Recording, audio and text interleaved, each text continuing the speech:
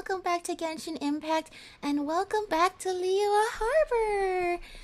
I'm so excited because it's that time of year again. It is time for Lanternlit! Oh, the entire city looks so beautiful once again. That's right, Lunar New Year is coming up very, very soon, and this year is the Year of the Horse. And it sounds like the Year of the Horse is going to herald many, many cool things in Genshin Impact. First and foremost is, of course, this lovely, extremely hilarious horse costume they gave for everybody for Miliasta Wonderland. I love the way the horse's head wobbles so much. It is so silly. Oh my gosh, it's hilarious. I love it so much. Yeah, we're gonna be celebrating Year of the Horse in style, as a horse. I wonder if next year for Year of the Sheep they will do a sheep costume.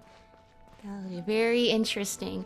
Dude, this horse outfit is the best thing ever. It is so funny.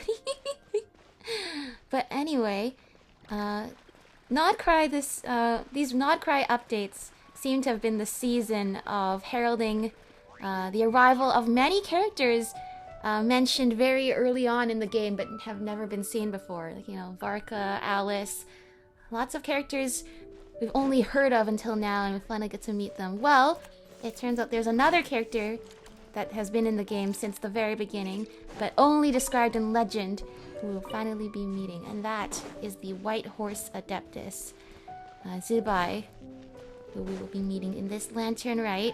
That is so... Oh, it's so nice when the sun comes out. Whoa! Although all the lanterns...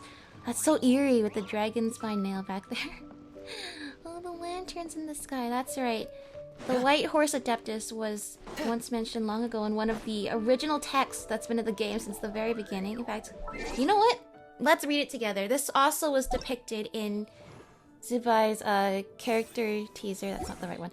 Her character teaser, the story of the moonlit bamboo forest. It was also a really interesting Hoyle Fair animated short as well.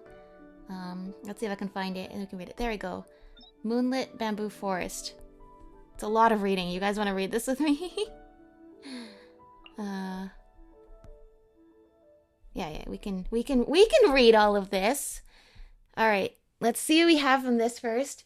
Then I'll say what else I know, and then we can start the quest maybe. And we are going to be pulling for Zubai and Ilya soon. But they're not out yet, so we are going to be doing that as soon as they're released.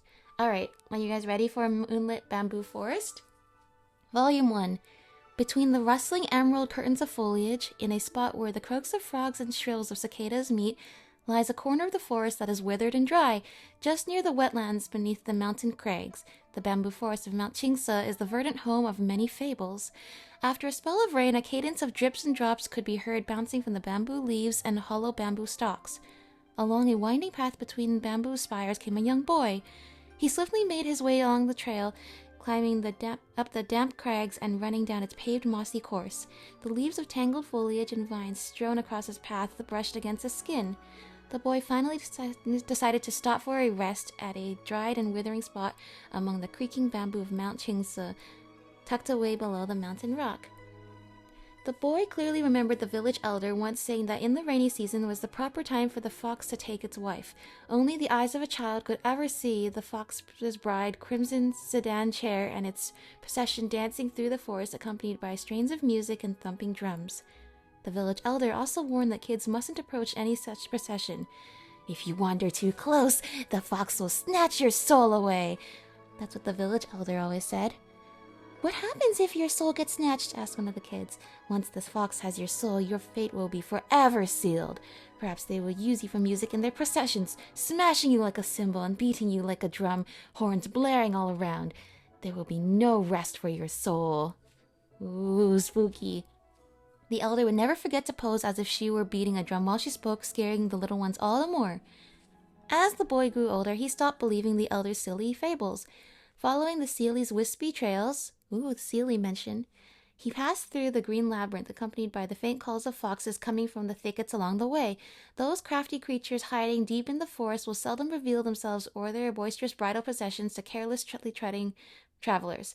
The boy was in rather low spirits, kicking pebbles off the road and stomping up the naturally occurring stone steps along the way, wandering further into the heart of the bamboo forest.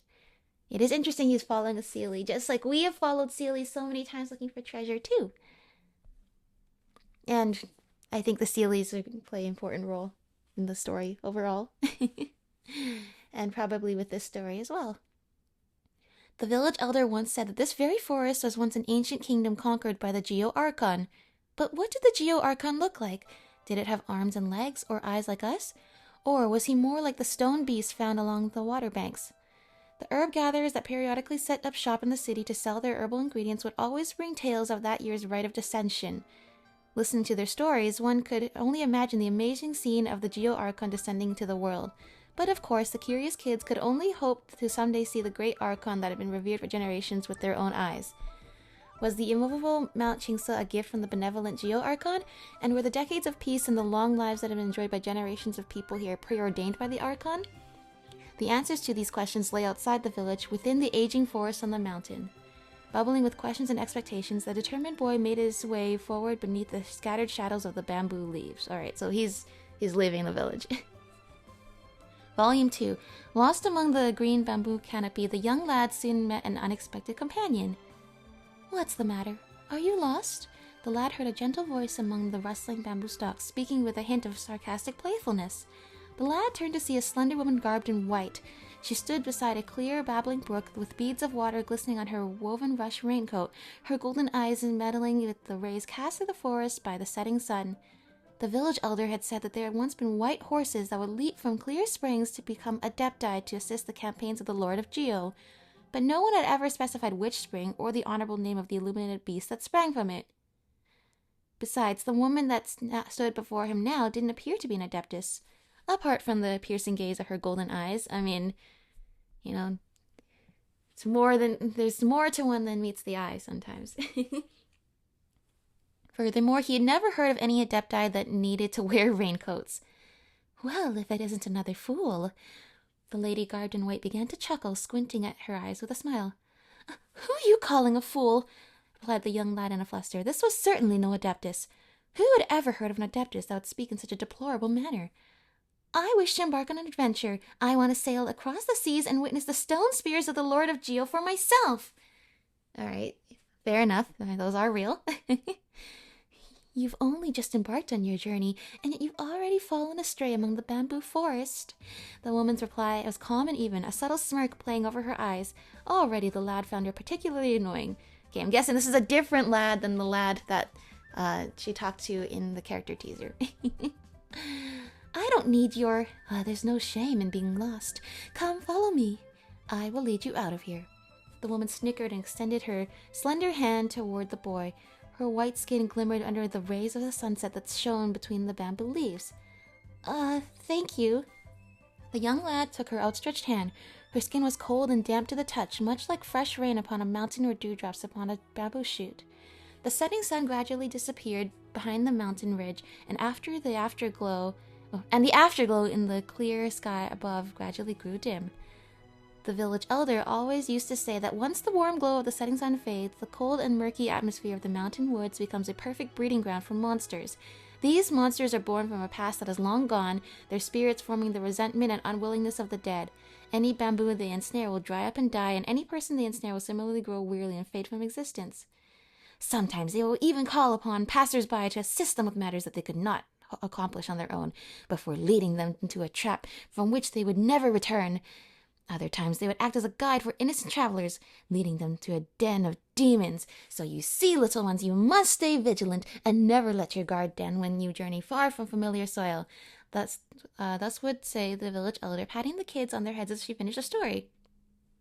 Come to think of it, could this woman in white be a monster of the mountain woods? The lad grew nervous in his heart and couldn't help but slow his pace. "What's the matter?" The woman turned around, her golden eyes shining through the moonlight draping over her silhouette. Okay. I would be worried if I was this kid. Volume 3. Nightfall seemed always to hasten its approach over the bamboo forest of Mount Chingsa. Gazing upward, the silvery moonlight was scattered amidst the shadows of the bamboo forest leaves. In a spot illuminated under the moonlight, far from the croaking frogs and chirping cicadas, new bamboo combs had just sprouted from the ground. The bamboo forest of Mount Qingse is the verdant home to many fables. Okay, it was similar to how it started.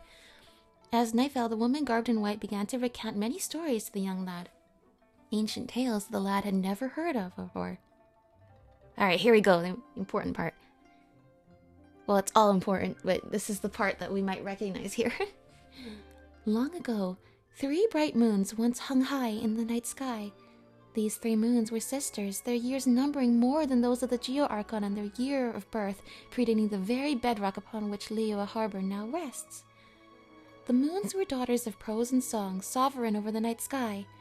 They navigated the heavens above in their silver carriage, alternating with one another thrice a month. If the rain was not promptly passed from one sister to the next, a terrible disaster would occur that very day. These 3 luminous moons shared but one love, the stars of daybreak. Only at the fleeting moments when day and night converged would one of the 3 sisters pass through the fading stars and gaze upon the chambers of the morning stars. Moments later, as the new dawn would break over the horizon, the carriage would quickly ferry the night sisters away. The 3 sisters shared an equal affection for their one and only love, much like the affection they shared for one another. But this was all before the world was smashed against the tides of great calamity. Within time, disasters overturned the sovereign carriage and laid ruins to the halls of the stars. The 3 sisters of the night turned against each other, leading to their eternal parting by death. Only one of their pale corpses now remains, ever shedding its cold light. It's really cool to see how we're like only now in Nodcry we're like actually learning a lot more in the main story about the moon goddesses, the 3 moon sisters. But there's actually hints of their lore scattered all across Teyvat, and the way different sort of cultures remembered them and preserved them in legend. Right? But yet the truth remains consistent. Only one of their pale corpses remains, because the other 2 moons were shattered. The way the different parts of Teyvat remember the history slightly differently, but the true facts remain the same. The woman raised her hand and gazed at the moon through the sea of bamboo. Her long, slender neck was covered in the silver light, and her eyes shone gold. The wolf packs are children of the moon. They remember the calamities and the tragedies that ensued. Hence they lament the fate of their mother with each new moon. It is also why those who live among the wolves call the morning stars the surviving love of the moon, the grievous stars. Interesting. I see. The young lad remained silent for some time. This was a story that the village elders had never told before. Perhaps it was a legend that even the eldest of the elders had never heard before. It was a grander tale than those about foxes taking brides and monsters ensnaring the people, but a less riveting one than those about the Lord of Geo driving away evil spirits. The woman's tales are almost like a dream of the imagination. These are stories that have never been told, legends that have already been long forgotten by people. The woman garbed in white gently stroked the lad's hair and lowered her eyelids. The golden color of her eyes grew a little darker. Oh, I remember this from the Hoyle Fair animated short.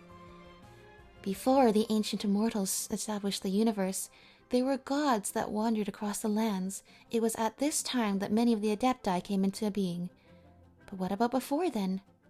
Only broken memories and fragments of the past were turned into stories, and stories turned into legends passed down among the people.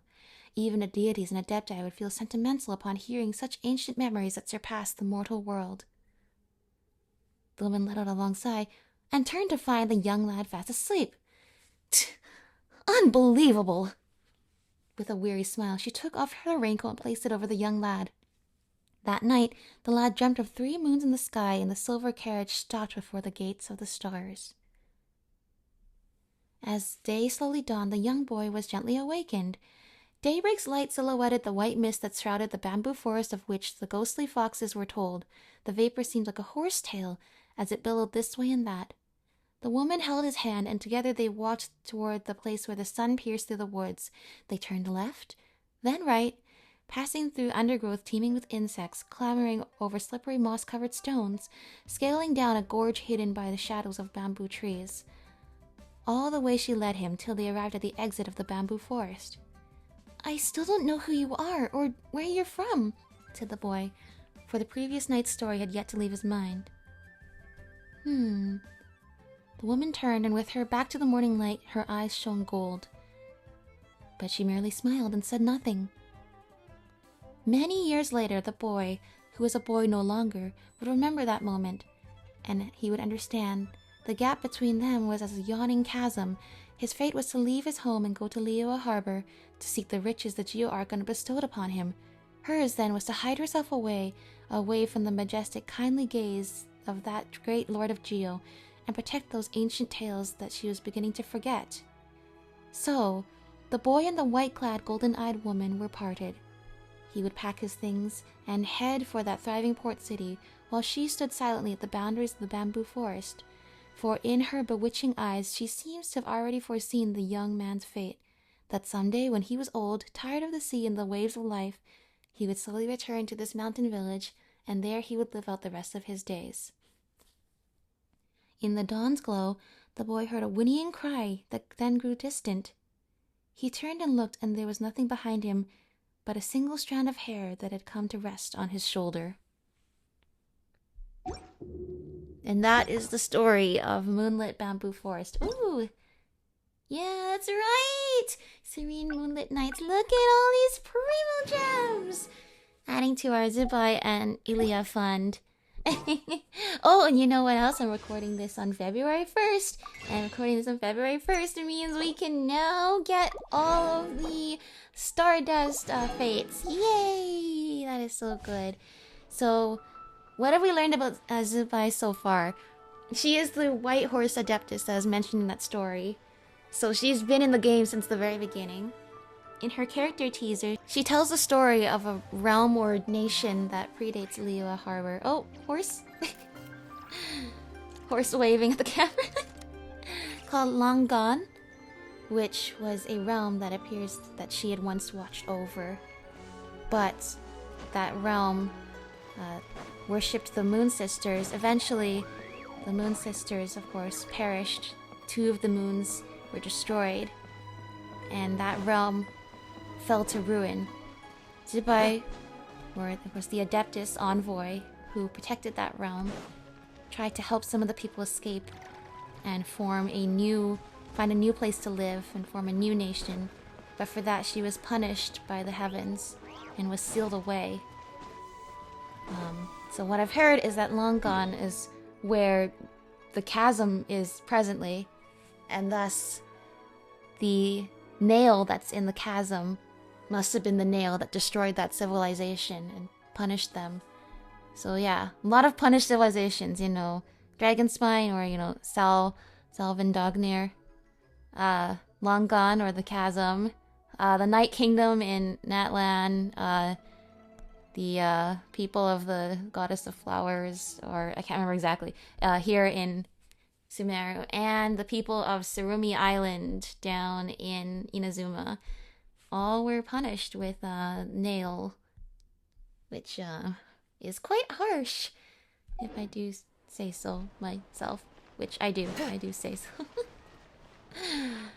But of course, that's all very, very serious stuff. When today we are going to try and enjoy the horse, right? No, we're getting into serious lore stuff.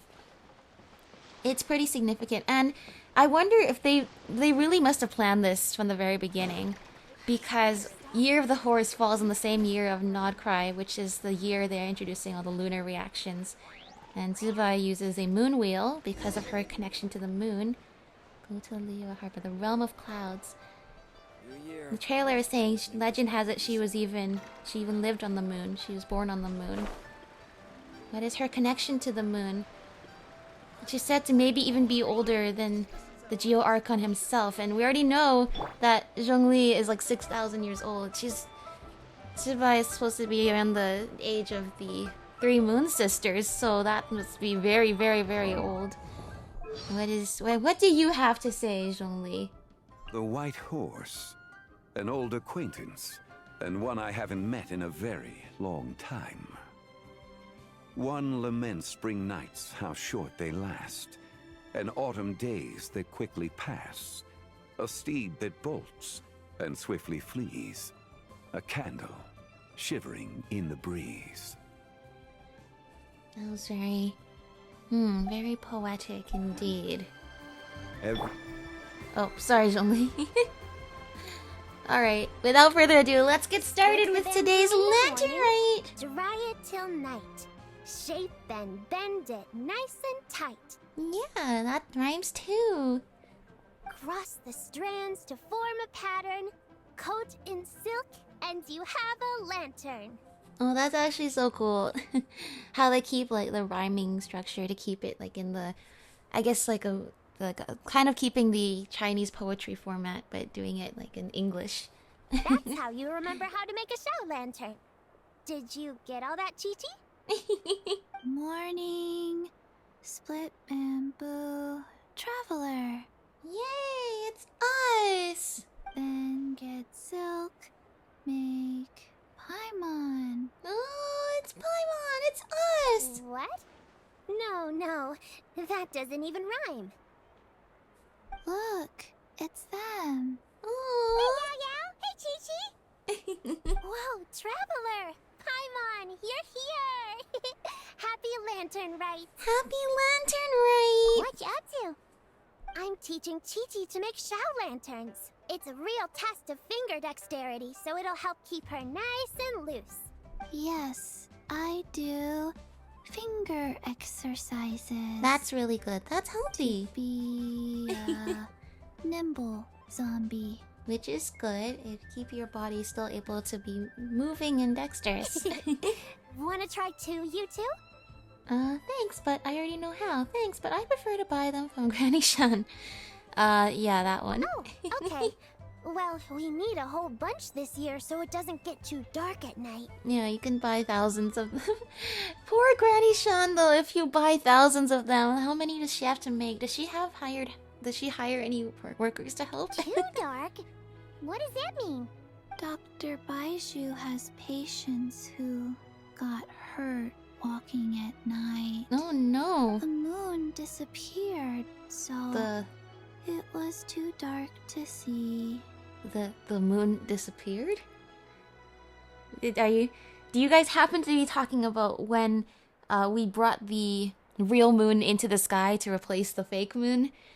Or are you just saying like it was raining so it covered up the moon? The moon disappeared? Like, behind the clouds? Uh-oh. It was Jeonju, the moon devourer. Jeonju the who? Changshan told me about it, but No. now I forgot. Oh no! No, Chi-Chi! We need to know! Okay, guess we have to ask Changsheng then. It's an old myth from Chenyu Vale about a giant toad in the sky that eats the moon. Okay. What? The moon gets eaten? It's just a story. It's not like there's actually a giant toad in the sky. But you did say the moon I disappeared. asked Master about it, and she said myths are just insights into how the people of the past understood the world. So, did the moon really disappear? Well, I didn't see it that night. But I've checked several nights since, and it's been there same as ever. You know, for all we know, they could just be talking about when we brought the real moon into the sky and replaced the fake moon. maybe to the rest of Teyvat, it just looks like the moon was gone for a little bit. I don't know.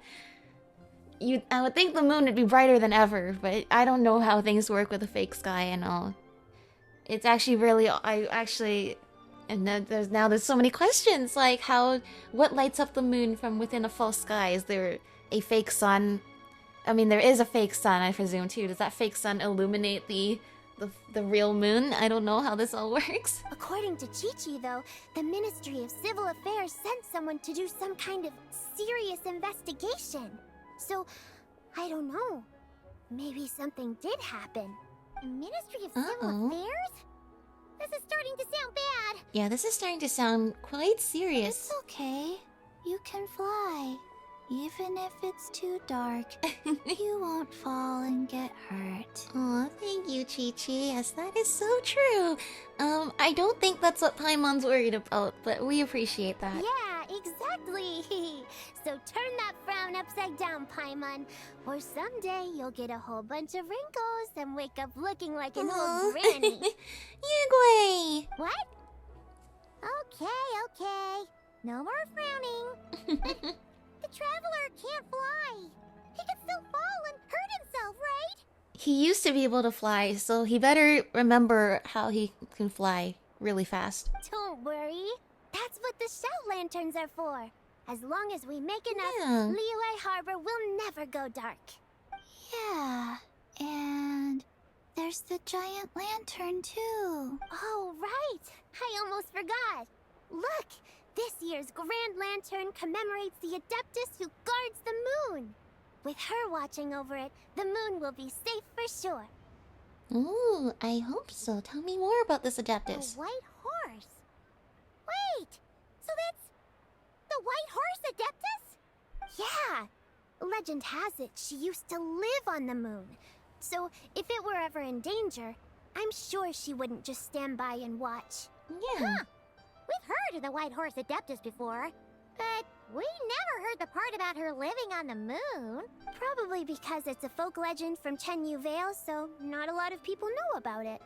But recently, some ancient artifacts were unearthed in Liyue, and the archaeological team even found evidence of ancient people worshipping an Adeptus who lived in a palace on the moon. Ooh, It's interesting. kind of like how we write wishes on Shao lanterns and release them during Lantern Rite. The Yeah. White Horse Adeptus would descend from the moon in her jade carriage and grant people's wishes. Ooh, when did that happen? She sounds different from the other Adepti in Liyue.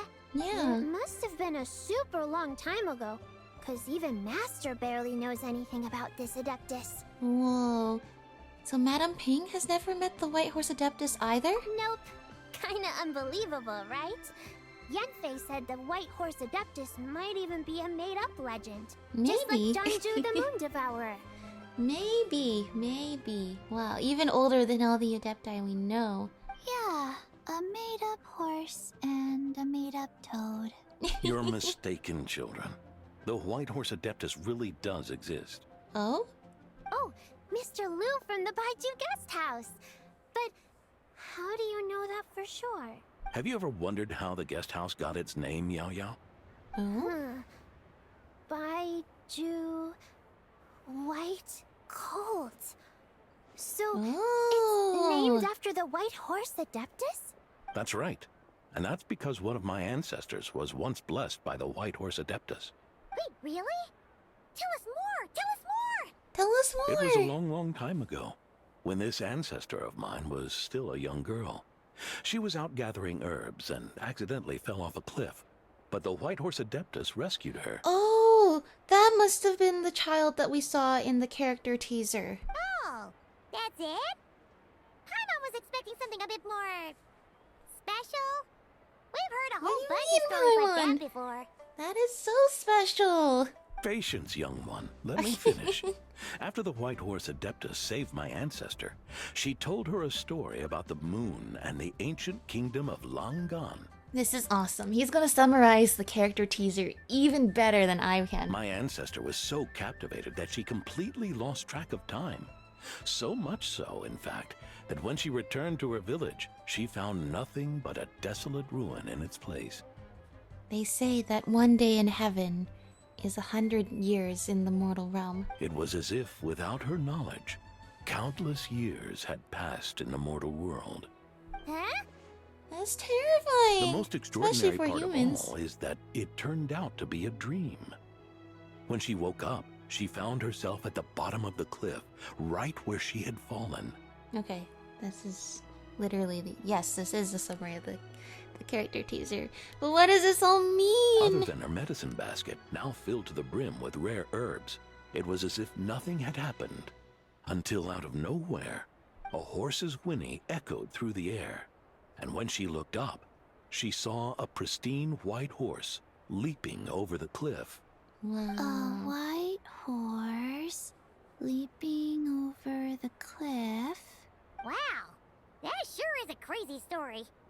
But now, it's starting to sound a bit too far-fetched. Oh, Paimon, you're doubting this stuff now? But there's been, like, lots of... We've heard so many legends of this nature that turned out to be true. These really should be so unfazed right now, Paimon. Another skeptic. You sound just like my son. But I know it's true. Ancestral records don't lie.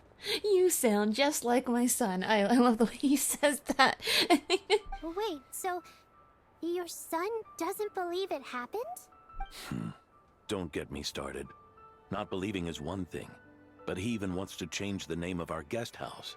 It's a disgrace, I tell you, a disgrace. Why does he want to change the... Yeah, why does he want to change the name? I mean, there's nothing wrong with the name that sounds like that, right? Well, it was getting about time for him to take over the guest house. And what's the first thing he does?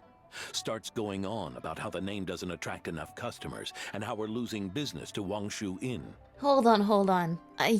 You guys are losing business to Wangshu Inn? I don't think you just need a name change in that case. I wanted to remind you, Wangshu Inn is like a half a day's travel up north. So are you telling me a hotel that's half a day's travel up north is more popular than a hotel in the city where presumably all of the visitors come from because this is where the harbor is? What? I think you guys might, that's the problem, you guys might need more than a name change, you know? You might need to actually, you know, if you play off of the historical significance more, you actually could probably boost the reputation anyway. Can you believe that? As if Baiju Guest House and Wangshu Inn aren't miles apart from each other. Yeah, I side with this guy. I don't know what his son's talking about. Like, I think you're really considering them direct competitors. Your hotel has to be pretty bad if that's the situation. Oh, what about something like the Geo Lord's Rest? Paimon bets that would get people through the doors. Geo Lord's Rest. I like that one. You know, somebody else in Liyue Harbor should start a hotel with that name. Let's keep this one, somebody else. Because, you know, this is a busy harbor. Are you guys really just getting away with only one hotel in the entire place? This isn't about getting people through the doors. This is about disrespecting our ancestors. Oh, White Horse Adeptus, my wish is this. Let your divine power be known. Teach my foolish son the error of his ways. Yeah. Then I suppose what we need to figure out then is, if the White Horse Adeptus is real, why have they not shown themselves after all of these years? Not even when Rex Lapis faked his death and basically got all of the humans and Adepti to work together. Paimon wants to learn more about this Adeptus. Hey, maybe we should ask Zhongli. I definitely think we should ask Zhongli. Good idea. Mr. Zhongli is super knowledgeable. He can answer questions even Master has no clue about. Any idea where we can find him? Yeah, we just saw him having tea at third round knockout. Great, let's hope he's still there then, which he probably is. Alright, then that's our next stop. Chi-Chi and I are gonna keep making Shao lanterns. Careful on the road. Good luck, Yo-Yo. Good luck, Chi-Chi. Goodbye, Paimon. Aww. Goodbye, traveler. You notice how after all these years she still remembers our names? A Lanternlit Ode to the Silver Moon, the Realm of Clouds. Oh, here we go! The White Horse Adeptus. She's amazing. Oh, Great Moon Lantern Glow.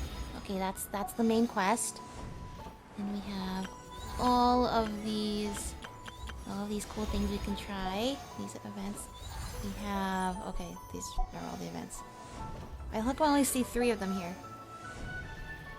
There's only 3 I can click on here. Alright. May the White Horse Adeptus bless us and watch over our business. Mr. Zhongli is having tea at third round knockout. Good luck! Thank you!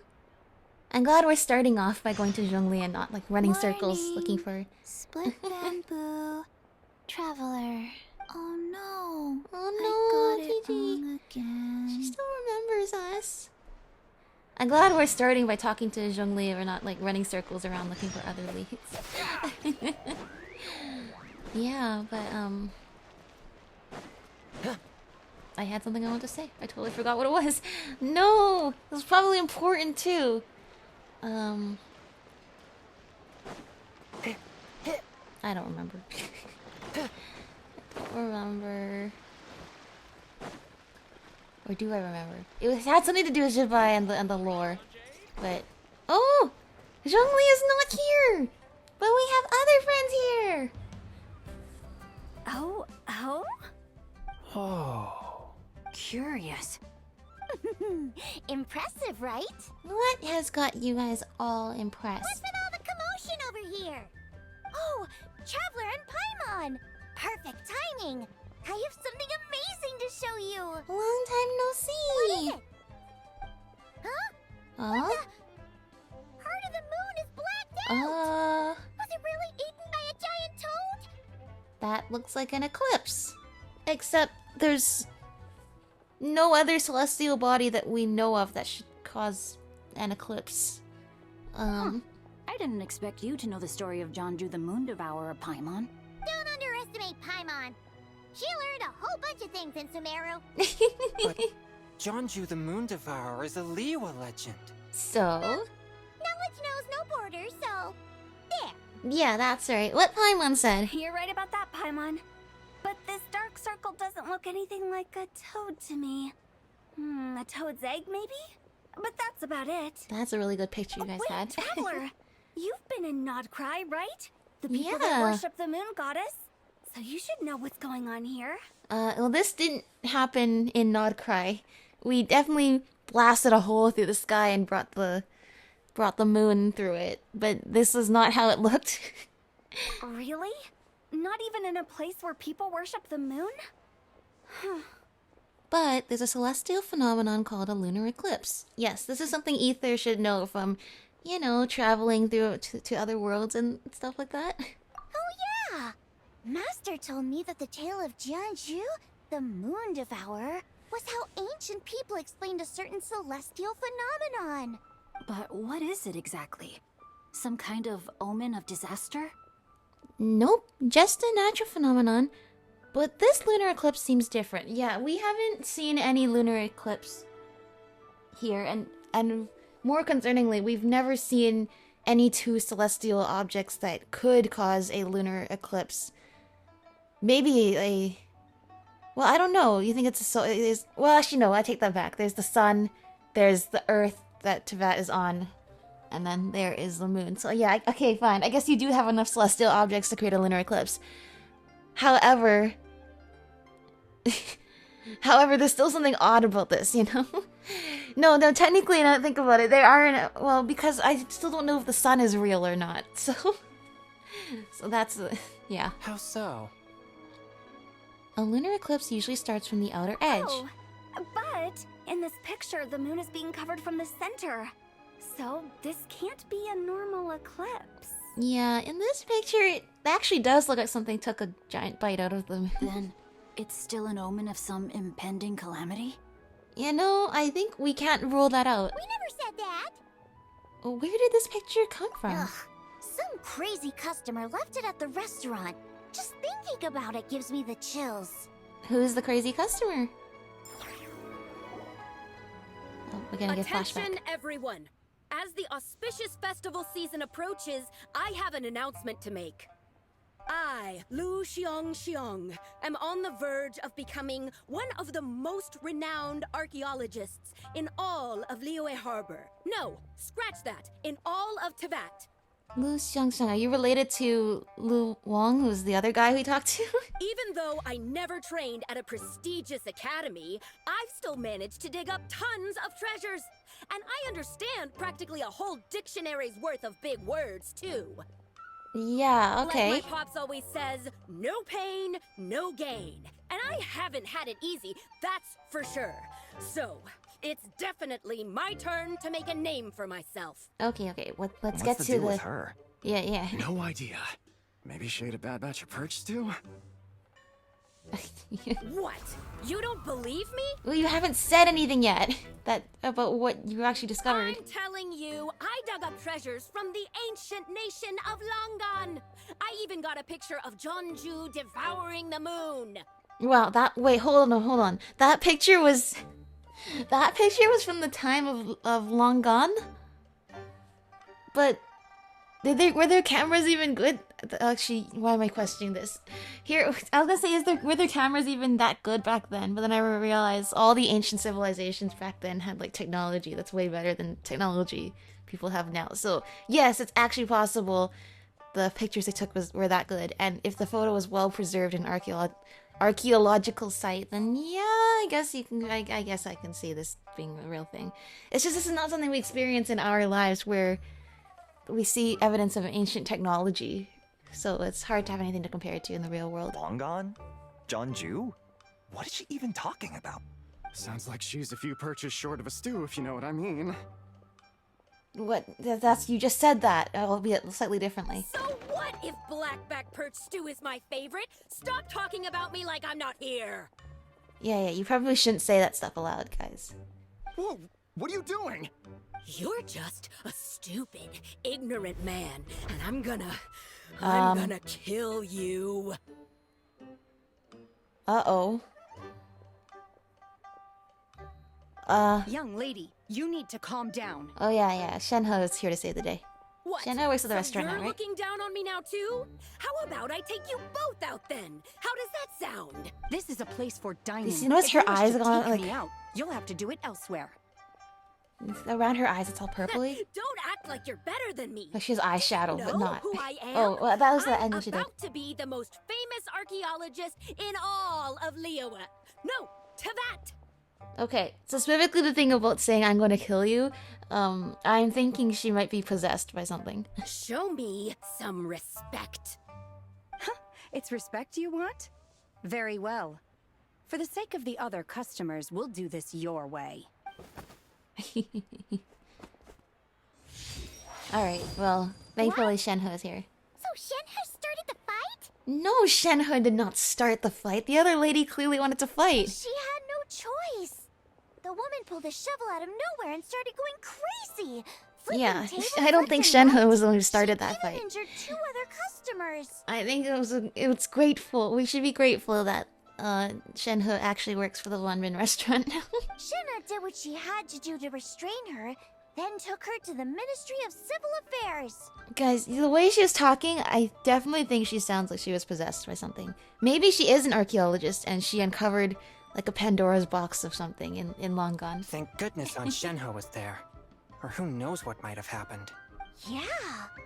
I started cleaning up after all the commotion, and that's when I found this photo. I thought it might be the one she dropped, so I rushed over to show someone. She said she I took hope a photo of the Jeonju Wanmin the restaurant has Moonflower. insurance for the damages. This must be it. Can we really trust what she said, though? Clearly, something is going on with her. I think she probably did find something related to Long Gone, and then she got possessed by whatever she found. Paimon's got a point. It sounds like she wasn't acting right at all.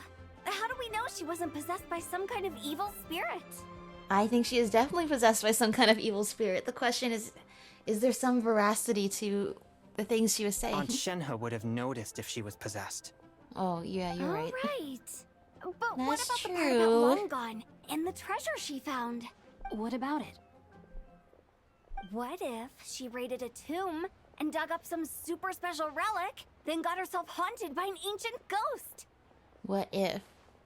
You know what? These are all things I'm thinking too. One so powerful that even Miss Shenhe couldn't sense its presence. That's what I'm thinking too. Your imagination is something else, Yutao. Why would an ancient ghost come to Wanmin restaurant, huh? To eat my blackback perch stew? Maybe it was fighting for control of this woman's body, and she still wanted to eat blackback perch. The blackback perch stew. Yeah, I can talk. It could happen. I'd want to eat your food if I was a ghost. Wait a second. She mentioned the ancient nation of Longon, right? Paimon's heard that somewhere before. You know what? My brother mentioned that some ancient artifacts were unearthed in Liyue recently. Mostly colored glass, fine jade, and bronze relics. Some of the text inscribed on them has already been deciphered. There were some poetic verses, but the word long gone popped up as well. Jade, Long Gone. Okay. That's a typo, but that also helps us to helps us to see the translation So, there. does that mean this Longon place is real? Still, Paimon knows we've heard the name somewhere before. Do you remember, Traveler? The owner of Baiju Guest House just mentioned it. Right! His And I ancestor don't know if heard he's about it related from to the that White Horse Adeptus. archaeologist or not. The White Horse Adeptus? Oh, so you must have been to see the giant lantern already. Yep. And it turns out that the White Horse Adeptus is super mysterious too. Even Madame Ping hasn't met her. Which is how you know super mysterious. Wait, I thought she was the gold-eyed Celadon mare of the 8 Adepts. Oh, I mean, could she That's be? just the interpretation you believe in, Hu Tao. There are other theories out there too. The elders of Qingce village believe that during the Archon War, a white horse leapt from a clear spring, transforming into an Adeptus who aided Rex Lapis in battle. Oh, that lines up with what we read in the Moonlit Bamboo Forest book. Dude, this is gonna be so cool. We're gonna puzzle piece like so much ancient, long-time lore in this series. In Chenyu Vale, some of the tribes take her to be the daughter of time, and trace Oh, her yeah. deeds to an even earlier era. That's what I forgot to mention. She is said to have a connection to both the moon and to Istaroth, the Shade of Time. She's really interesting. Yet in other ancient texts, including the relics I just mentioned, she appears as an emissary who listens to mortal wishes, bestowing the blessings of the heavens and moon upon the mortal realm. You know, none of the things you've mentioned necessarily contradict each other. She could be all of them at once. Which is why we write our wishes on Shao lanterns. That's so complicated. So what's the verdict? Which version is the truth? I'm afraid there's no definitive answer to that. You two have been all over Teyvat. Do you have an idea? Nope, sorry. We were actually on our way to ask Zhongli. He knows even more Yeah. about this kind of Where stuff is he than us. anyway? Ah, looking for a consultant, huh? He's having tea with Miss Linlong. Shigu Antiques is hosting an exhibition tonight. Oh, okay. Exhibition? For what? For what? All those antiques Sing Show just mentioned. So if you Oh, they're head to the selling big them? ship docked in the harbor tonight, I'm sure you'll find him. Did they do an archaeological assessment first? Thanks, Hu Tao. We'll check it out. So, where to next? How about we go to the Ministry of Civil Affairs to ask about the White Horse Adeptus? We might be able to find out more about the recent moon situation, too. Yeah. If you're heading to the Ministry of Civil Affairs, could you give them this picture for me? Sure. Since it belongs to that customer, she deserves to get it back at least. It might even help the Ministry with their investigation. Sure, let's go. Alright, we're off! We're off. I almost forgot. Happy Oh, Lantern Rite. Happy Lantern Rite, everybody. Happy Lantern Rite, Hu Tao and Xiangling and Chuangyun and Xingqiu. Yay! Come have a meal with us when you're free. Will do. We'll be there, or we'll be,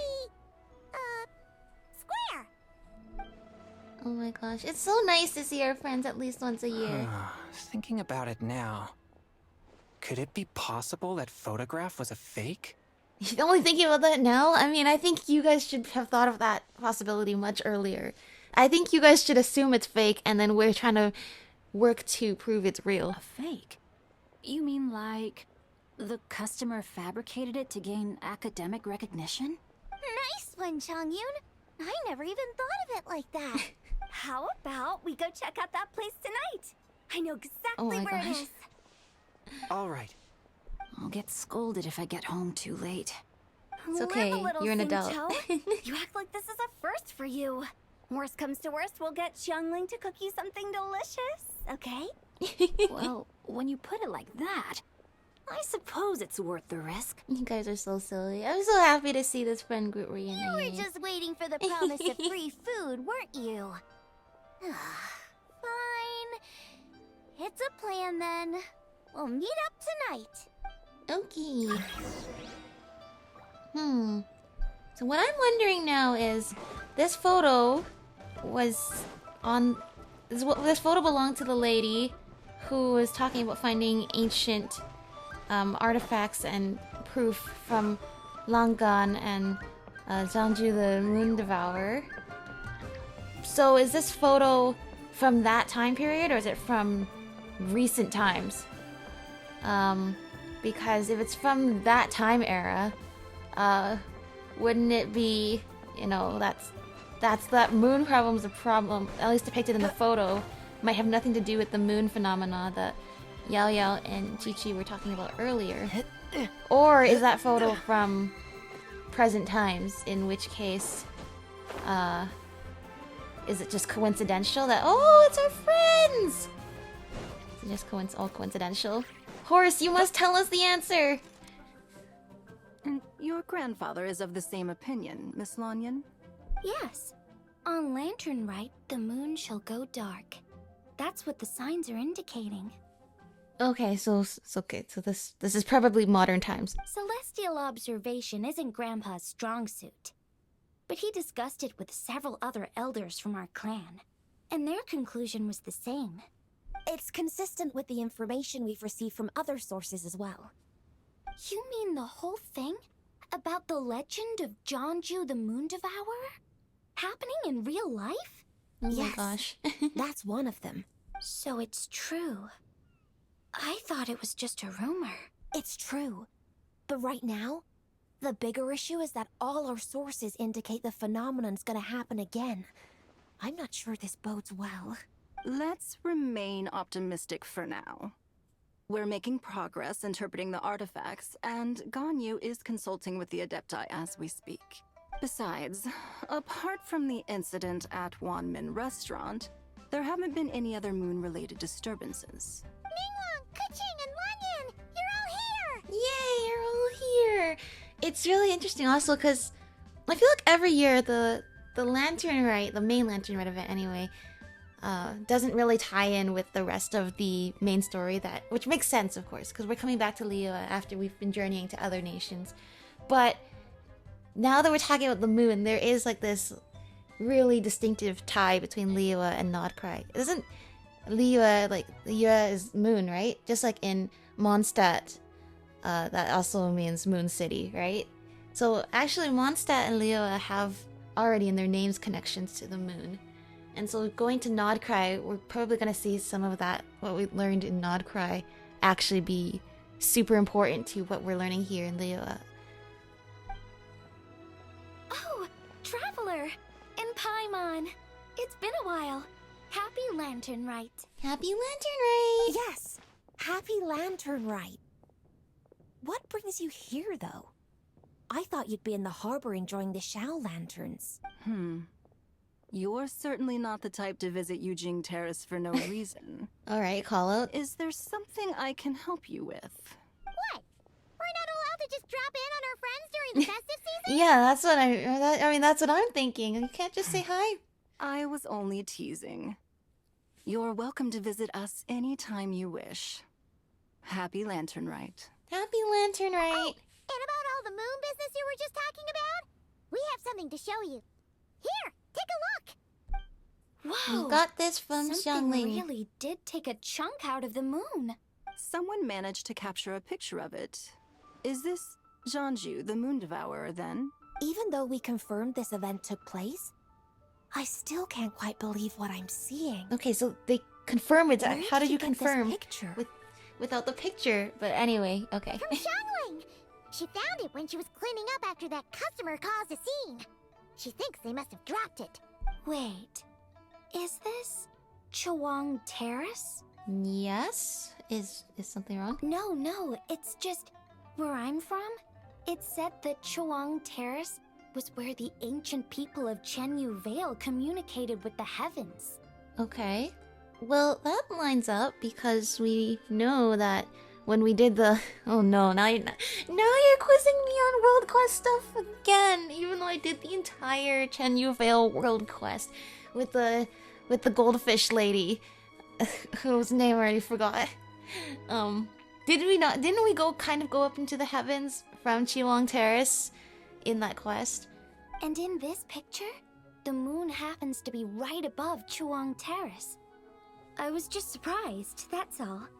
It's probably just a coincidence. Uh-oh, whenever somebody says it's probably just a coincidence, it's probably not just a coincidence. That's interesting because the ancient people of Chenyu Vale migrated there from the chasm area.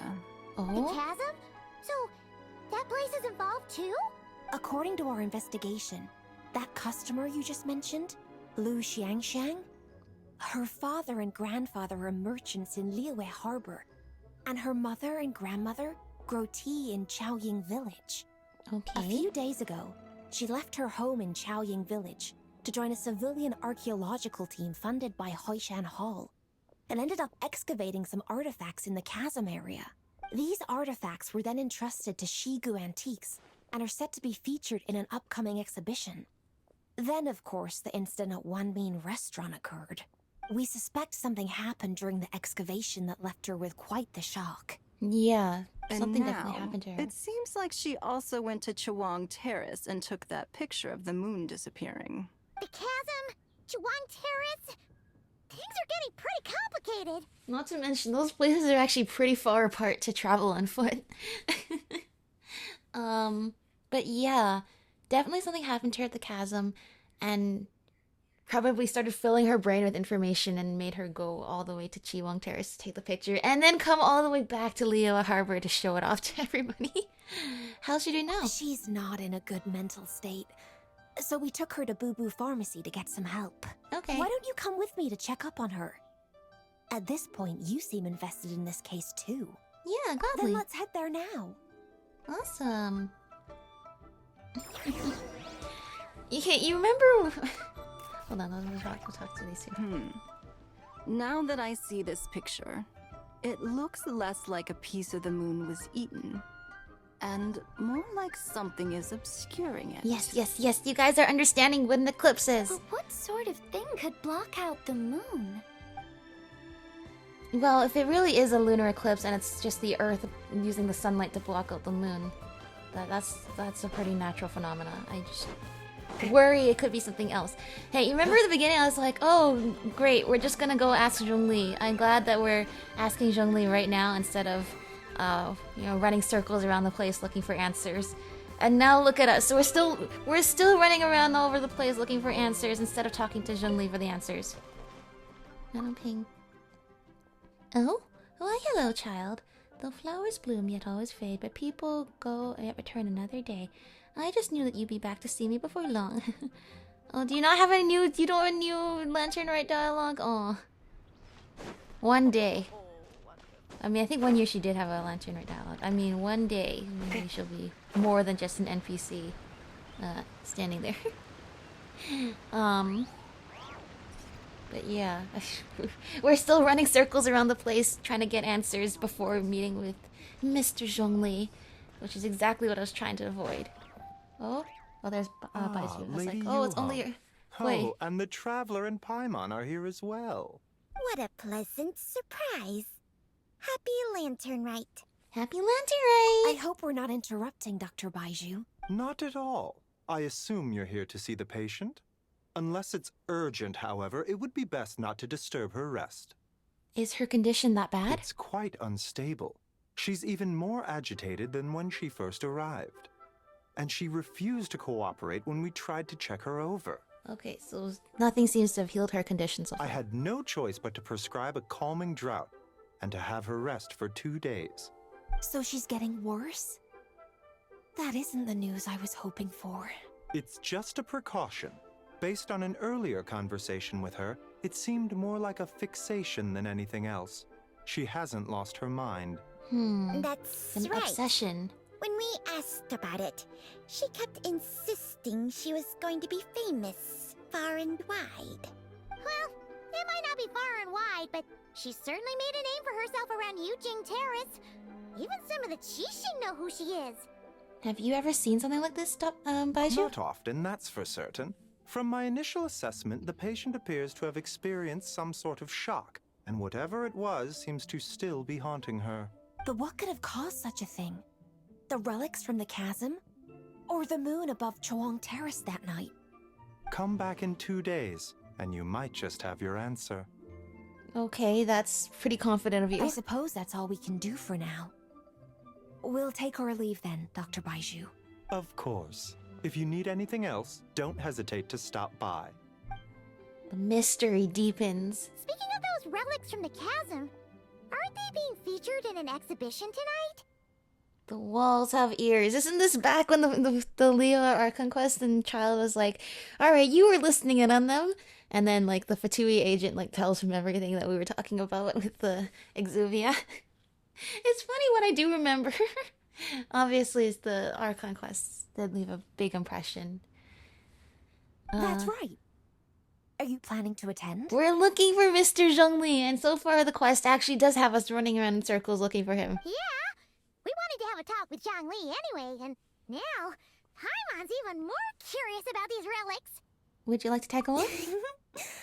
I would, except every item in the exhibition had to be registered with the Ministry of Civil Affairs. So I'm afraid it's been spoiled for me. I reviewed them all myself. There are some rather peculiar artifacts, that's for certain. We're still working on decoding the ancient text that appears on them. Okay, so it's an exhibition, so they're not selling them. They're just letting the public view them? Yeah, the word jade appears a whole bunch, doesn't it? Jade, long gone. How did you know? Shincho told us. He said there were some ancient poems on them too. We shouldn't throw Xingqiu under the bus like that. He's quite well informed, isn't he? Well, he's right. We believe they're direct references to the ancient nation of long gone. As for the other text, instead of regular poetry, it seems to be more like ceremonial language used to worship the moon and the gods. Yeah. Remembering in ancient times, there was a more united civilization that fractured more into the different cultures and civilizations that have popped up across time since then. So that's once again why it's cool to see the commonalities of like this shared heritage between all the different lands. Talking about the moons and the gods. The moon and the gods? Well, looks like it's almost time for the exhibition. You two should head over. Okay. There's an usher at the harbor who will lead you to the venue. Do we need an invitation? Not at all. The exhibition is free to the public. The people of Liyue have a great respect for our history and are eager to learn from it. Okay. Well, this sounds great Plus, then. the exhibition is being organized by Linlong, the owner of Shigu Antiques. As far as I know, it's been a long-time goal of hers to hold a cultural exhibition of this scale, where people can learn all sorts of information about the past. Yes, we're in for a real treat tonight then. Yes. Have a great time. There's still more artifact decoding work I need to finish, so we'll have to part ways here. No worries. Thank you, Kuching. After seeing the picture you brought, there's a few ideas I'd like to follow up on. You're hard at work even during festival season? Huh. You haven't changed one bit, Kuching. I'm simply fulfilling the responsibilities of my position. That's all. Yeah. Another year of Kuching being busy. All right. I should get going. See you later. Bye-bye. I wonder if she's also going to go check Chiwong Terrace, just like Hu Tao and the others are doing. Find that usher. Let's do it. Come on, horse. Dude, the floppy head is... It's so silly. Oh my gosh.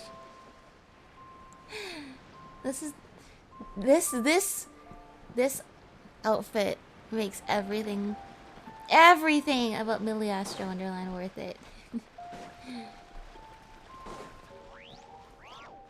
Oh?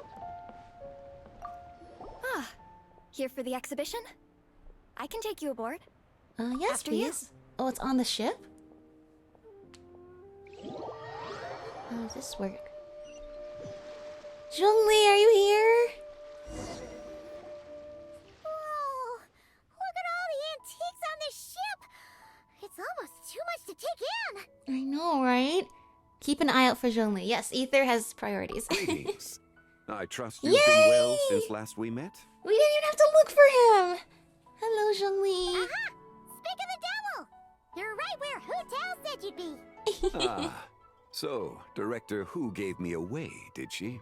Well, at least it was only to us, right? You're happy to see us, aren't you? Don't act like you're up to some super secret business. We know you just do whatever you feel like. Yo, Traveler, Paimon, Hey! what's up? Beidou and Yunjin! It's been a while, you two. Happy Lantern Rite. Happy Lantern Rite, everybody! Yo, Yunjin! It's great to see you! You're here for the exhibition too? Yes. When I heard these artifacts were from ancient times, I just knew I had to come learn more about them. I mean, what a discovery, right? Yeah, Ningguang pretty much said the same thing. She thought coming here might help culture me up or something. But as you know, I'm more of a fists and punches type of person. I doubt one exhibition is gonna change that. You're too modest, Captain. You're the leader of the Crux fleet. That takes far more skill than just fists and punches. Plus, at the end of the day, you still decided to come. Even though you didn't have to listen to Ningguang. Yeah, you didn't have to listen to Ningguang. Well, she's the Pt.1. If she can't even get an average ship captain like me to do her bidding, how's that gonna look? You sure average. Know how to think from her perspective, huh? I guess I do. Anyway, how's everyone enjoying the exhibition? We just got here. We haven't even looked at anything yet. I heard that if you see something you like, you can negotiate the price with the owner and take it home. Wait, so we can buy this stuff? Indeed. So you can buy Although Shigu Antiques is hosting this exhibition, many of the items come from private collectors. As long as both parties reach an agreement, you can make an offer of mora or an equivalent trade. But I'm mostly here to just learn about the stuff. Shall we continue our conversation as we look around? Sure. Let's go! Paimon's super curious about all this stuff. Dude, we have so much to catch you up on, but we have some questions for you too. Okay, browse the exhibition. Okay, what is this? What did those scrolls say? Zhongli, you gotta tell me what this is all about. Oh, no, I'm sorry, I didn't mean to stand on the table. There's an incense. There's like a bowl. What's up, Paimon? This tea. I was gonna say this tea set looks more Fontanian, I think. Whoa! Look at this painting. Or rather, there's a huge toad on it. Could it be? Rather showing the blending of cultures, I suppose, from the ancient times. Yeah, that could be Jianzhu the Moon Devourer. This material is quite unusual. It doesn't look like paper. More like silk, or some other kind of fabric. Oh, fancy. There she is! Yeah, I was thinking the same thing. Well spotted. This is a painting of Jianzhu the Moon Devourer, made primarily with mulberry silk. Such craftsmanship is rarely seen in modern-day Liyue. That's why we have to go to an archaeological exhibition for it. Jianzhu the Moon Devourer! Paimon knew it! That toad made it super obvious. Oh, you know something else? Okay, I remember reading a book when I was little, that one page I remember showed like different parts of the world see different, like, I guess, images on the moon. Like, for example, in North America, you see the man on the moon, it's like a face. Well, I remember it said, like I think in Asia, you can see like a frog on the moon. Not during eclipse, just like the pattern of like the indentation, I guess, on the moon during a full moon. If you look like a certain way, you can see a frog. Anyway, I wonder if that's the inspiration behind this being a frog as the explanation for an eclipse and not any other animal. What's that? A new dish at Wanmin restaurant? No! It's a kind of lunar eclipse. You heard about how the moon disappeared recently, right? Oh, yeah. You're saying a toad did that? Maybe. We're not quite sure of the details. That's what the legend says. So, nothing to do with food then. Noted. And the figure next to the toad, is that the White Horse Adeptus? From the stories I've heard, her palace lies on the moon. This is such a well-preserved piece of artwork, too. It's amazing. That would seem to be a logical assumption. Was this excavated from the chasm? No. In fact, this item was discovered in Chenyu Vale, and many years ago at that. Interesting. Oh, so it's from Chenyu Vale? Actually, that's not quite right. You see, this painting is primarily comprised of mineral-based pigments, such as cinnabar and azurite, which are usually found within stratified rock. So you're saying it could have originally been from the chasm area and then moved to Chenyu Vale, where that was where it was discovered. This suggests its place of origin may very well have been the chasm. Yeah. You could have just started with that. Yeah, you could have just said, Paimon, you're technically correct, because Paimon was technically correct. You're as knowledgeable as ever, Mr. Zhongli. I had only ever heard the legend of Jianzhu the Moon Devourer. But now, seeing it depicted in this painting, I wonder, If I purchased it, perhaps it could serve as inspiration for a new opera. Though I'm not quite sure who the painting belongs to right now. A splendid idea, Miss Yoon. Perhaps in lieu of Mora, you could offer the lyrics to said opera as recompense. The lyrics? But to whom? Why, to me, of course. I am the owner of this painting, after all. Oh, well then that's a very good deal then. You don't even have to spend Mora. Because surely Zhongli doesn't need any more Mora, right? Wait, so you're one of the private collectors of the exhibition? No wonder you knew so much about the painting! He needed to nerd out about the painting first before he could actually just, you know, confirm that Paimon was right and that Yunjin can buy it. But lyrics in exchange for a precious antique? My work could never possibly be of equal value. Well, you're talking to Zhongli, so... I don't know about that. I'm not much of a scholar, but even I know your operas are in a league of their own. Yeah. An astute observation, Captain Beto. In your hands, however, it could be transformed into a new piece of art entirely. Quite the worthy exchange, no? But I'm not sure when I'll be able to finish writing it. It certainly won't be ready this year. Oh, gotta wait for next year. Allow me to be equally forthright, Miss Yoon. This silk painting is merely a copy I made of the original work. There is no need for such concern over its value. Even though you were talking about how, like, they never make paintings like this right now. So it's a fake? Don't shout it so loud, Paimon. It will devalue if anybody else wants to buy. I had no idea you were such a skilled artist, Mr. Zhongli. I pride myself on having some knowledge of antiques, but I didn't notice anything that would point to it being a replica. I wonder if it's actually a fake or if he's just saying it so that way she won't hesitate to buy it. You never cease to amaze me, Mr. Zhongli. You flatter me. All that said, Miss Yoon, you must accept. Truly, I insist. Huh. He's gone from handing out fake Mora to fake paintings now, huh? I know, right? Yeah, it's not like he needs the Mora. I say as he totally needs the Mora, but anyway.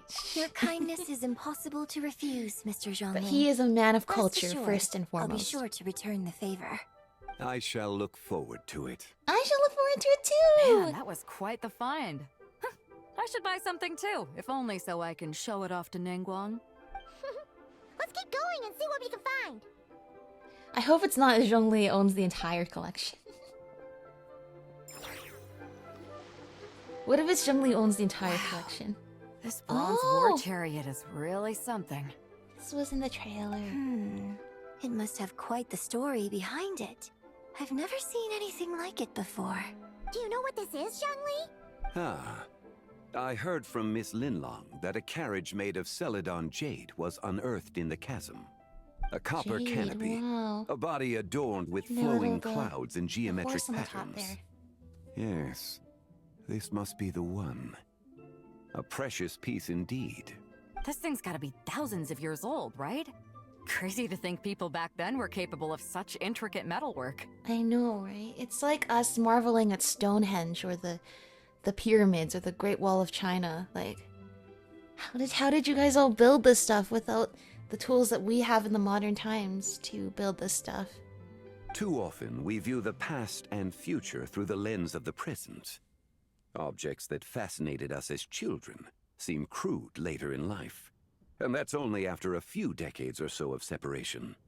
If one were to stretch time across hundreds or thousands of years, one might discover that time is not always a force that pushes things forward.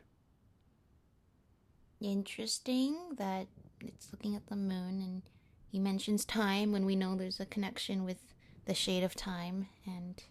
It would seem the people of that era managed to create a remarkable civilization in their own right. Makes me want to get my hands on this even more.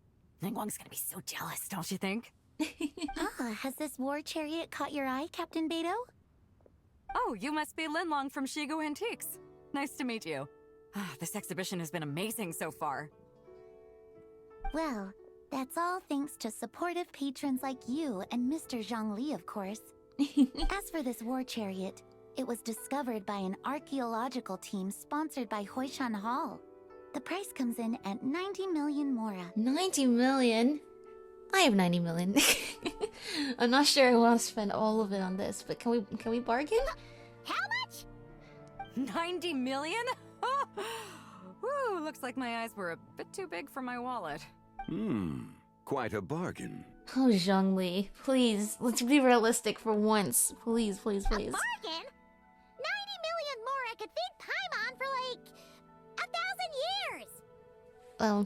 Only 1,000 years, Paimon?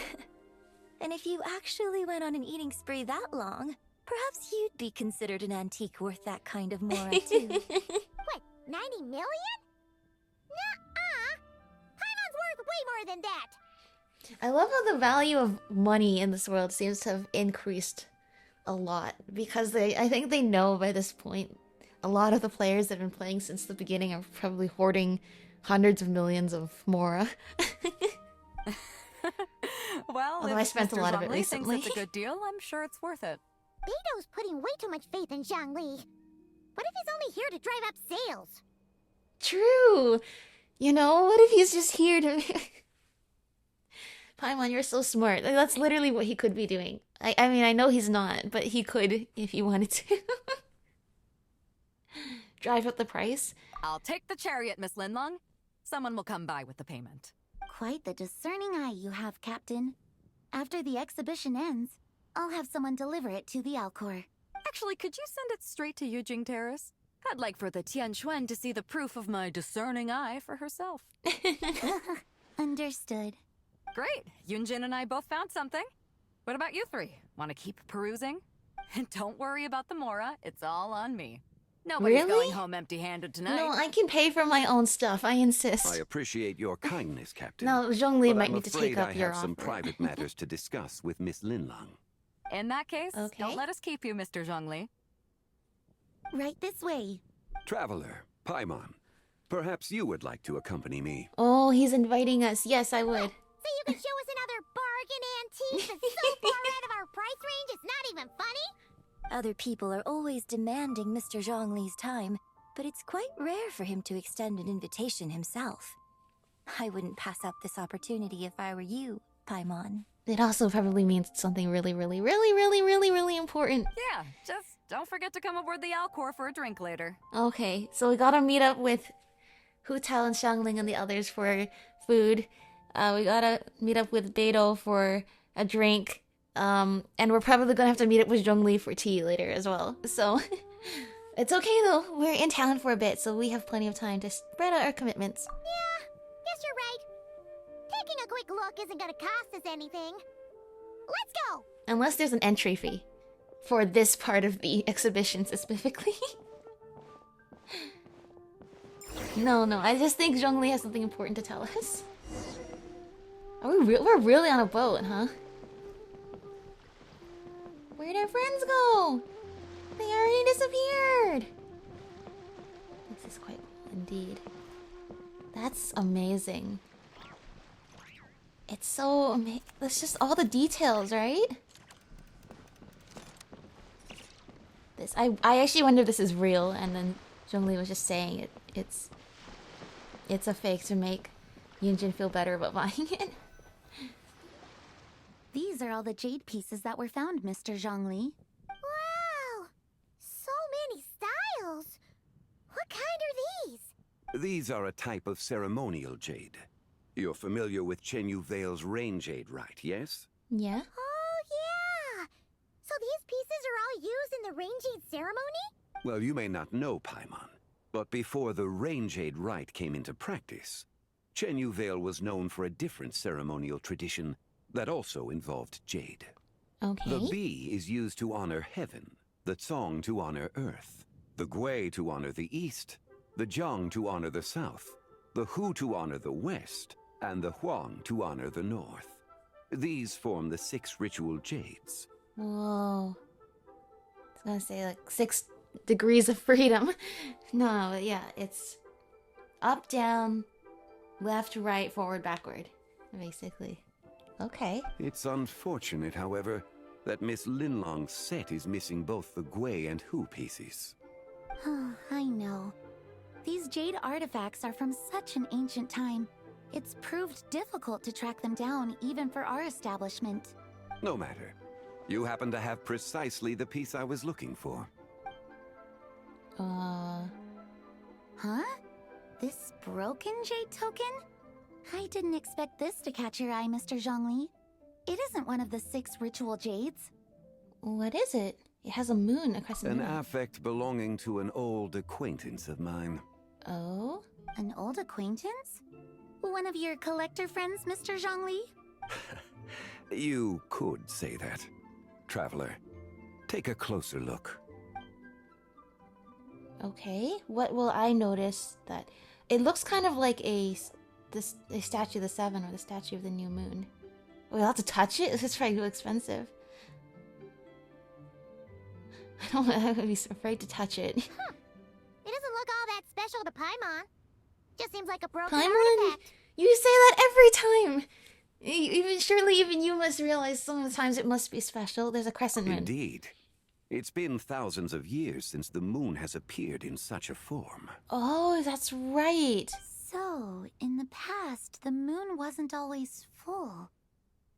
Then, could this missing chunk be from when Jeonju devoured part of the moon? Dude, I didn't even consider that this whole time. Wait a second. That brings up a whole thing.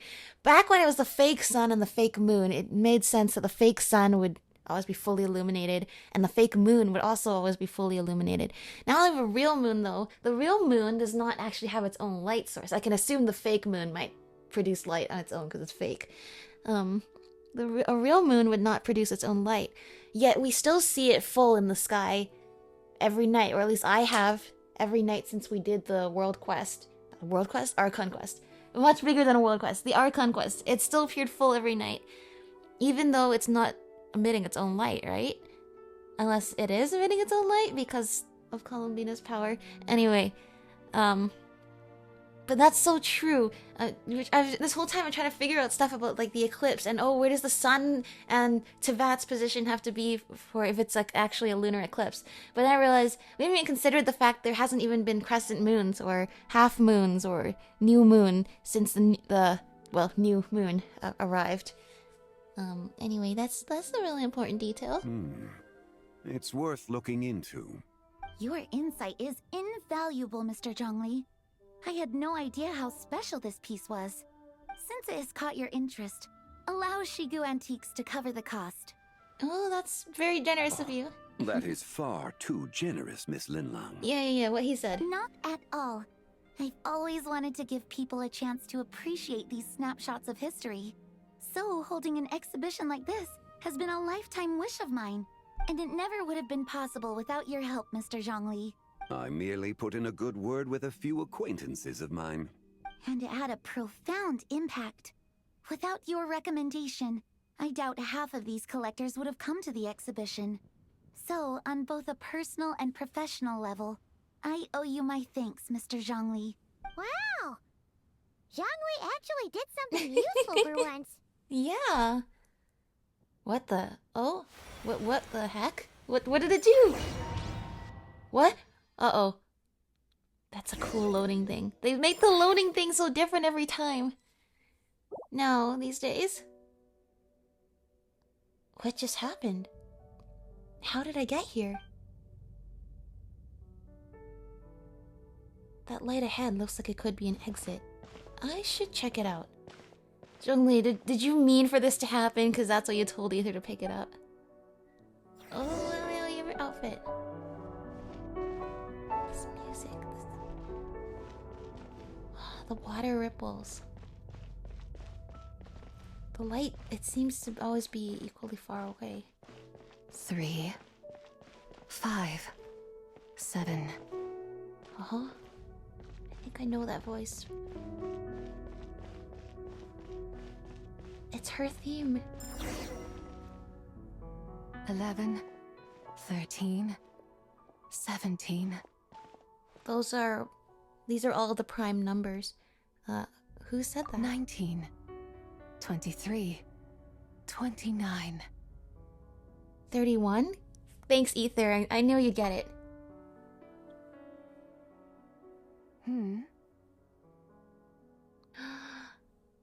There she is! You also enjoy counting in such a fashion, lost child? Whoa.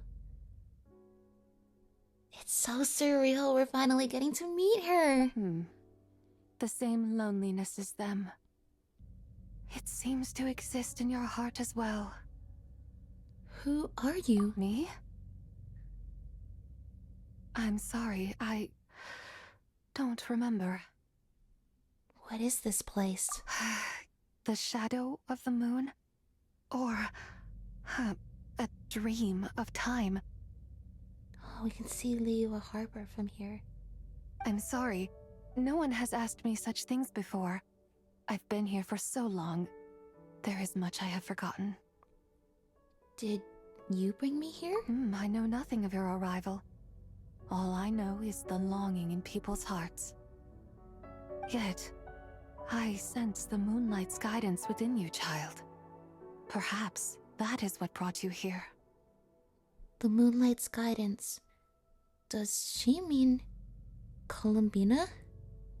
Wow, Columbina! Even here, she's helping us. You seem confused. Perhaps I can help in some way. How do I get out of here? The path home is... that direction. I believe someone told me that before. But I was never able to reach the end. Uh-oh, well that doesn't really bode well for us being able to reach the end either. You should take a look.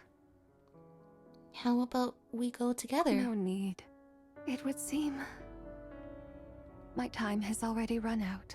You can see her moon wheel back there. Farewell. May the moonlight ever shine upon you.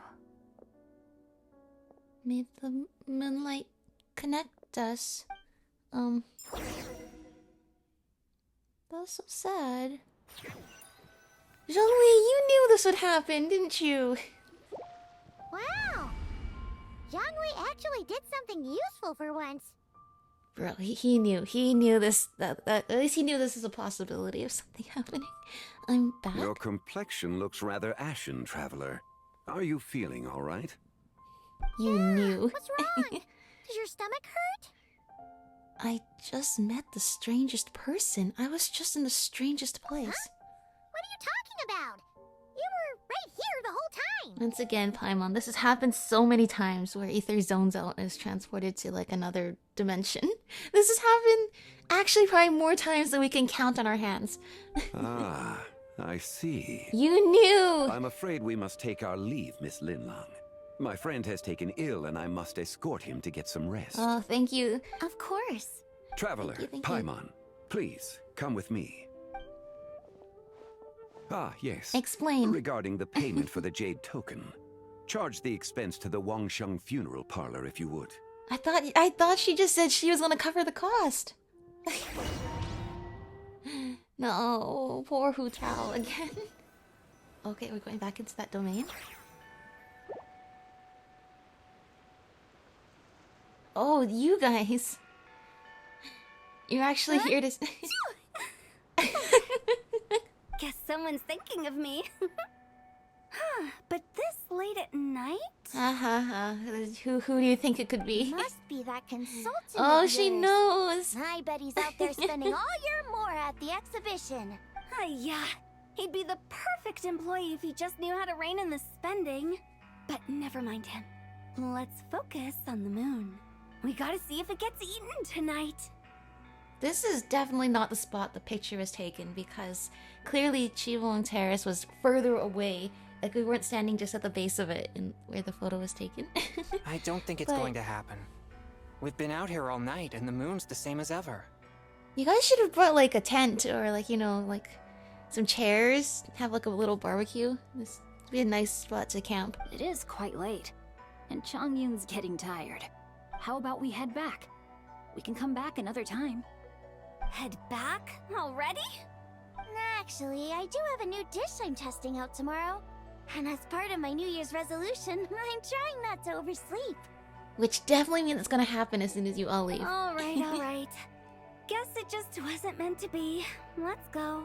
Have you guys invented time-lapse cameras yet? You should just leave a camera out here.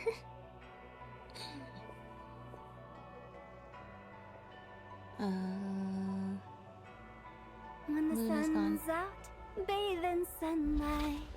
When the moon's out, bathe in moonlight. What was that? You guys turn around right now. You guys turn around right now. Guys! Oh my gosh.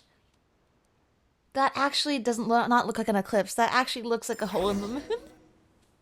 That does not look like an eclipse. That literally looks like something took a chunk out of the moon. Now that I'm seeing it with my own eyes. That's a cool loading little thing. Aren't we going to rest? Why did you bring us here? He needs the lore drop, Paimon, and we need this. Because I imagine the traveler would like to know what just happened to him. You knew this was gonna happen to me. Oh, right. Ugh, Paimon's confused, though. She could have sworn you were there the whole time. You explain your mysterious encounter in that strange space. How is that possible? It sounds like his spirit formed an inexplicable connection with the being in that space. Was it the White Horse Adeptus? Ah, you suspected from the beginning, didn't you? Indeed, the being you met is the fabled White Horse Adeptus, and the original owner of this jade token. Her name is Pt.1. Wait, does that mean she's inside this token? No, she does not reside within this token, but rather within the moon's shadow. This token is merely a medium. Is that the same as the moon's reflection? Word has it you accomplished quite the feat in Notcry. You and your friend brought the Frost Moon back to Teyvat. Yeah, I can imagine that would be something that would be heard far and wide across the entire continent. Tell me, did you ever wonder about the other moon? The one that hung in its place for thousands of years? You know, I did wonder about that. The fake moon? I was like, okay, I guess since we brought the real moon in, I guess it just... Because I assumed the fake moon was just like a picture of the moon taped to the sky. So I assumed that the real moon, the frost moon, is now in front of it. But I realize now that this game is amazing. The storytelling in Genshin is amazing. And they leave no loose ends on any part of the story. So, actually, now that I think about it, the answer has to be more complex than that. We never really thought about it, but it must have been a fake, right? A fake moon! Yeah, well, that's what we knew it was. Yeah, it's a fake moon. That's what we've been saying. Indeed, it was false. Its true nature, nothing but a projection of the moon. It also happens to be the prison that confines Tabbai to this day. Oh, so she's been imprisoned there. That's why we haven't seen her before in the story. Wait, the White Horse Adeptus is trapped inside that projection? Then we need to rescue her!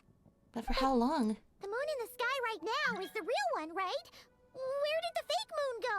And why can't Paimon see it? With the return of the true moon, the shadow naturally lost its place in the heavens. Now, it is disintegrating bit by bit. It's a process that comes and goes. Oh. You know, maybe you should have told us the consequences of... I mean, we had to bring the real moon back. We had to save Columbina so we could defeat the Torii together. It would have been nice if, you know, you showed up and told us what the potential consequences of replacing the fake moon would have been. When it occurs, it looks like the moon is being obscured by a black shadow. But when it stops, the shadow disappears and becomes invisible to the eye. So you're saying the shadow actually is still there, but it's invisible? So, you're saying there's an invisible fake moon blocking the real moon right now? So the recent lunar eclipse, it was the fake moon, wasn't it? Okay. So you're saying that eclipse, or rather that thing that looks like it took a chunk out of the moon, was actually the fake moon, momentarily reappearing, but like as an inverse of the real moon to make it appear like a chunk was taken out of... Oh, because it's the moon's shadow. I said that like I understood so much. I really don't. No, but okay. So, since we've been here, the real moon has been outside the sky. We went through all of this in Nodcry, and the other two moons were shattered. The fake moon has been metaphorically taped to the fake sky. Then we brought the real moon through the sky, and it now is there. However, that doesn't completely eradicate the fake moon. The fake moon's still there, and when it appears in front of the real moon, it momentarily shows itself as a shadow. But this whole time when the real moon was outside the fake sky, the fake moon looked like the real moon because he's going to explain that part. Okay. Well, I'm sorry if we caused any trouble because I didn't realize there was consequences to this. Indeed. Okay, this is not what Paimon was expecting. Okay, so actually in the end, it actually did have something to do with us bringing the real moon into Teyvat. I wasn't sure if that actually was the case or not, but actually it is connected. You said it's disintegrating. When will there be nothing left? My hypothesis is that people's wishes could be what trigger the periods of disintegration. After all, when you experienced that episode just now, it was precisely when Miss Linlong spoke of her own wish. Okay, yeah, her wish to share these historical collections with people. What does the wishes... Wait! How does that is connect? Is that because the White Horse Adeptus answers people's wishes? The legend must be true then! Wait, so while she's imprisoned, if you utter wishes, it makes her disappear? That's so sad. So, that means the more wishes we make, the faster the fake moon will disintegrate, right? Then it won't be long before the White Horse Adeptus is free! Oh, okay. That actually... if Paimon's correct, that sounds better. Then we can get rid of the fake moon problem. We now have the real moon in the sky, and we can free the White Horse Adeptus, right? Quite the contrary. No, alright, that's what I figured. Trapped inside, the two have merged into one. When the moon shadow is gone, Zibai will cease to exist in this world. Yeah, okay, I thought that was more likely. I liked how optimistic Paimon's assumption would be, but I suspected as much. Oh no!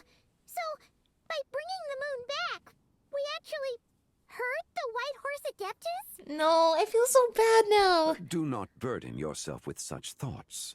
Because of your actions, a promising opportunity has presented itself to us.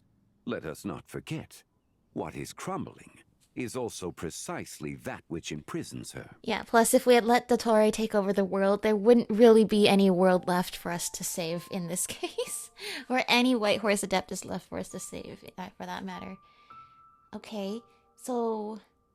we do need the fake moon to crumble in order to free her, but how do we free her without killing her in the process? So there's still a way to fix this. Yes, and that is why I invited you here tonight. Your connection to that broken jade token confirms that you can do what I envision.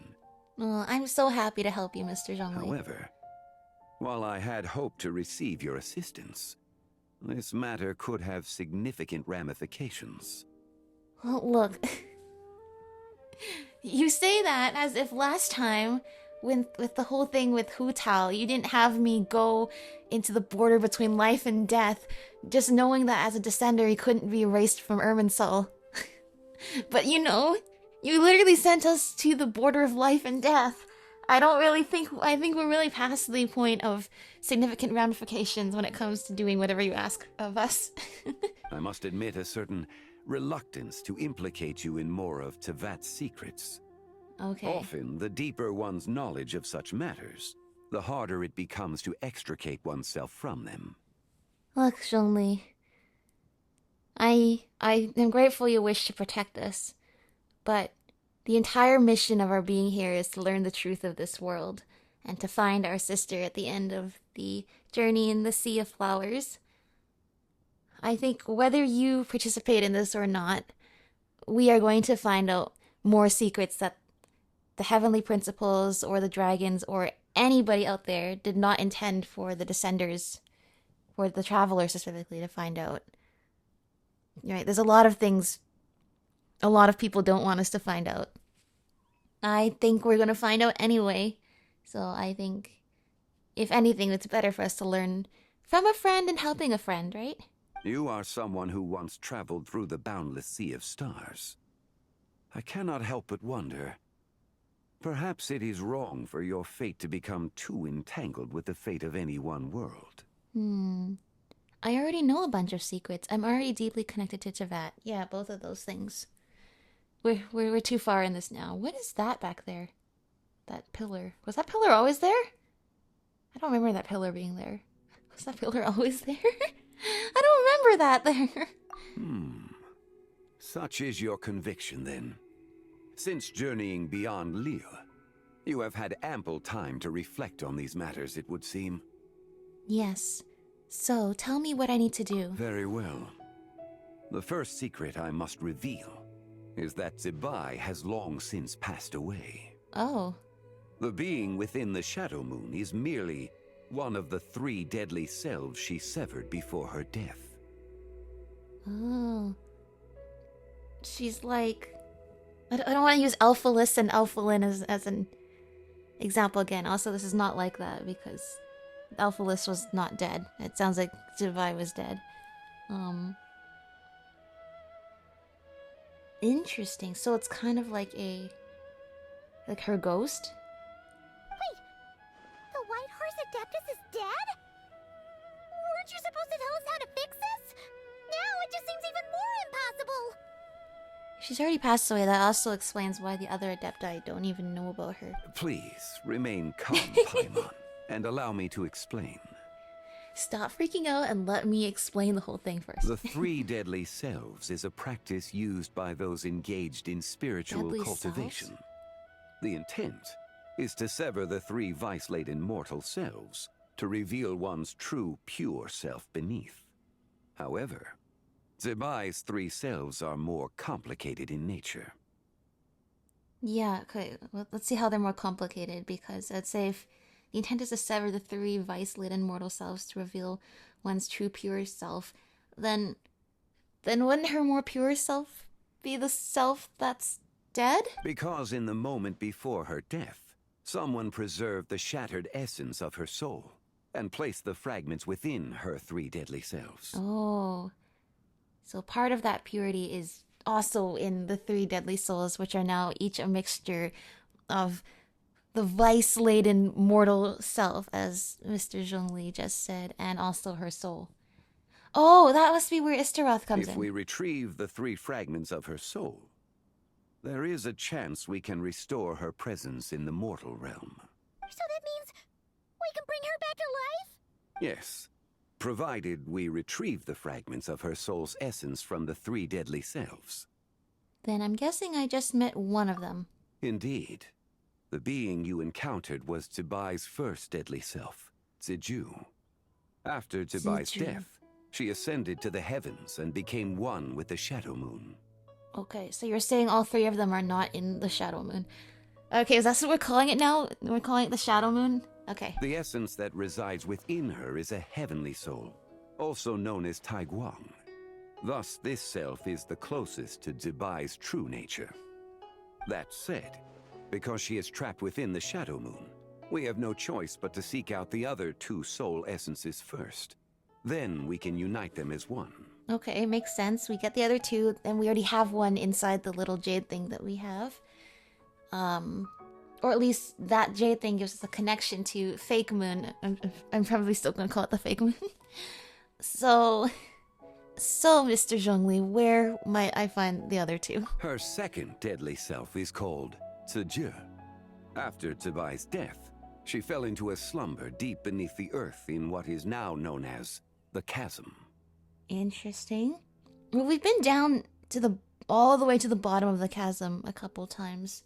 We didn't find anything. The essence within her is the Earth Soul, also known as Shuangling. Shuangling. She is the self that inherited most of Zebai's memories and wisdom. Okay.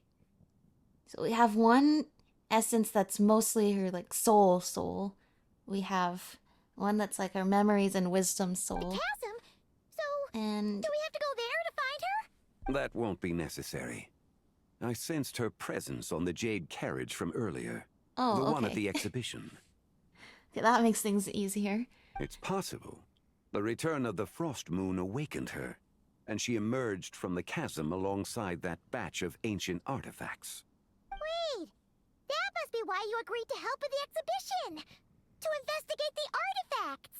Indeed. So in truth, Miss Linlong was the one who helped me. Okay, what about the last deadly The self? third deadly self is Zichao. The essence within her is the human soul, also known as Yojing, Zibai's shade. Thus she is the most free-spirited Shade. among the three. She lent me her aid during the Archon War, 1,000 years ago. Okay. But later, as her powers waned, she retreated into the mountains. Yeah, I was gonna ask about, like, the timeline of all of this. So it sounds like she actually died before the Archon War. Because if she's older than Zhongli, she would be definitely older than the Archon War, which was only 2,000 years ago and not like 6,000 years ago. So, and it was said that the White Horse Adeptus helped the Geo Archon during the Archon War. But yeah, it sounds like it was only one of the apparently 3 deadly selves. I imagine finding Zichao should prove the most troublesome. So I shall take it upon myself to track her down. Yeah, well, if you guys fought together, then hopefully she will remember you, or there's some memory will trigger of the past. We need to find the second deadly self, right? But where do we even start? Locating her should not prove difficult. In life, Zibai was fond of mortals, and as the self who inherited most of her memories and wisdom, Ziju should be the same. It's possible she has possessed someone, and is meandering the bustling streets of Liyue Harbor as we speak. Do you think she's that lady who we swear got possessed last time? But that doesn't sound like what I would think Zibai would be like. Possess someone? Wait. Are you thinking what Paimon's thinking, Traveler? Yeah, the customer who caused this scene was definitely possessed by someone. What if she raided a tomb and dug up some super special relic, then got herself haunted by an ancient ghost? That's exactly what I was thinking. I agree with you, Hu Tao. Exactly! Lu Xiangxiang! It seems you have a lead in mind already. She'd still be at Boo Boo Pharmacy. She was super agitated when she first got there, so Baishu gave her some calming medicine and told us to come back in 2 days. Which means we'll be back in 2 days. This could be her, Zhongli? It's quite possible. The deadly selves are impure beings that can easily influence mortal minds. Then let's start our investigation there in 2 days. A sound plan.